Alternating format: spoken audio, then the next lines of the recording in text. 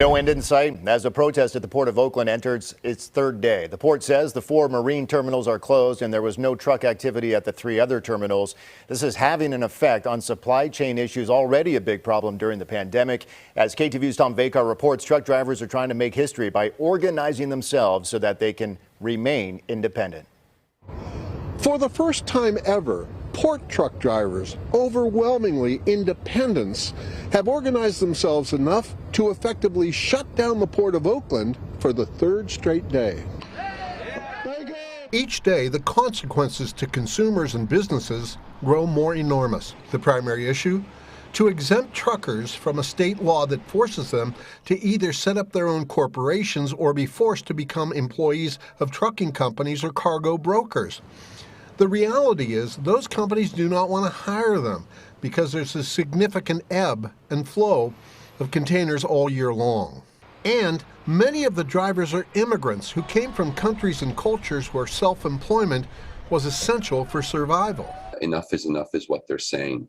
Bill Abudi owns AB Trucking, a company that has a small core of employee drivers but hires many independents. On the first day, the port downplayed the protesters' effect on the port, and that did not send the message out to the politicians to pay attention. That's who they were trying to reach out to tell them that this law is unfair. We've all been out here 3 days nonstop, from early mornings to late night. You know, we're trying to stop the port's operations so that we could get our point across and cancel this AB 5 law. Each day, the protest has grown, and now even the powerful longshoremen refuse to cross their picket lines in support of them. Everyone had been very, very supportive and hope it will continue with us. So we just want to say them, if you will not listen to us, so we carry on. And we're going to be out here until Sacramento gives us an answer about this law. Port records show that about 10,000 containers come through the port every day.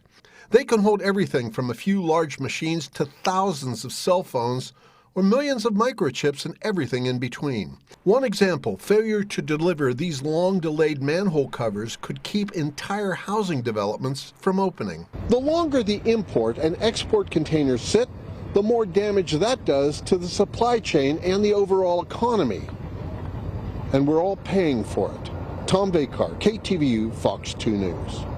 The port says the protest is disrupting operations and put out a statement late today. It says the independent truckers' concerns have been heard. They need to take their message to Sacramento. Ongoing protests will drive customers away from Oakland and encourage them to take their business elsewhere.